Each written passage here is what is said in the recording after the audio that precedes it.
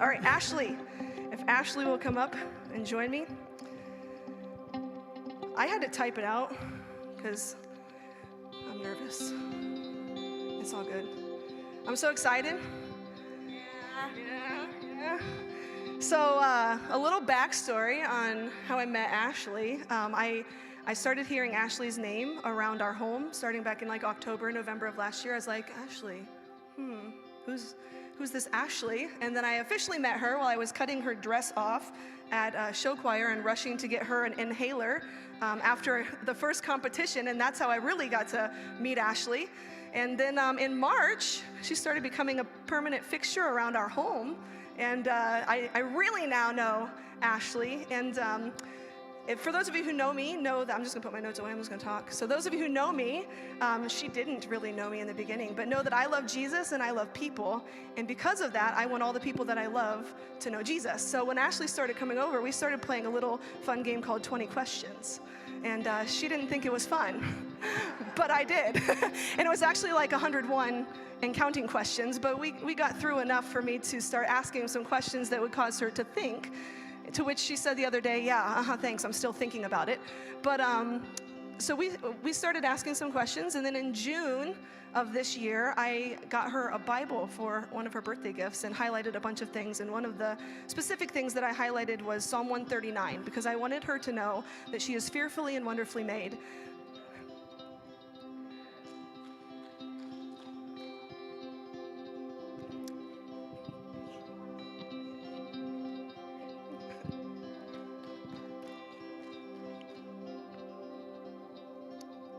And that she's loved by us, but more importantly by God, who came and died for her. And I needed her to know that. I said, I don't know how long you're gonna be in our lives, maybe forever, maybe not, I don't know, but until I needed you to know that. And she, of course, she said, you're gonna make me cry. And she just did. And I was crying. So then she started coming here every Sunday, and we started doing an online Bible devotional on Bible app. And kind of like what Pastor and Michael did, holding each other accountable every evening. She kept me up really late because she posts really late, and I would wait for those posts until losing sleep, waiting for her post. But in some of those devotional postings, it talked a lot about how the difficulty it is, especially in being a teen, choosing the narrow gate over the wide gate. And I just want to pause for just a second, and can I give a shout out to the amazing friends that you have and family here, because it is not easy.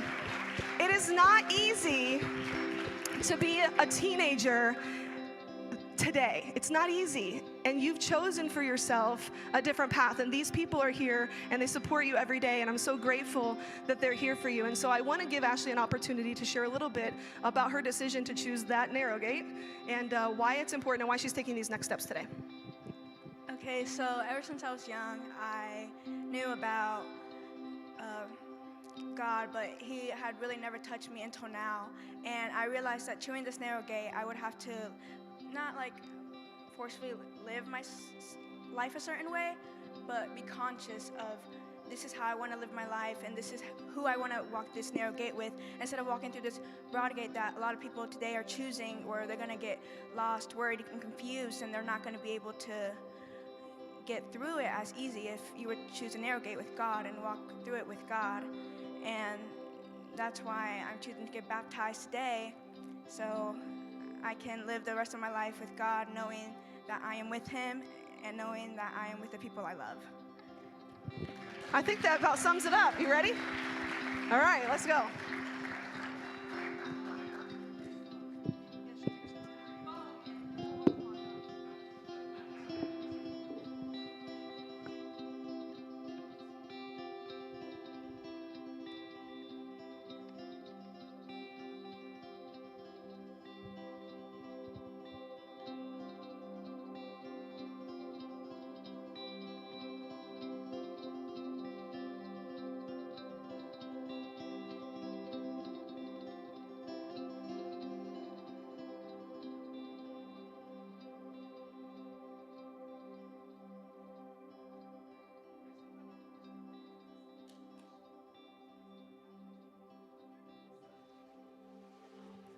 This is my testimony from death to life.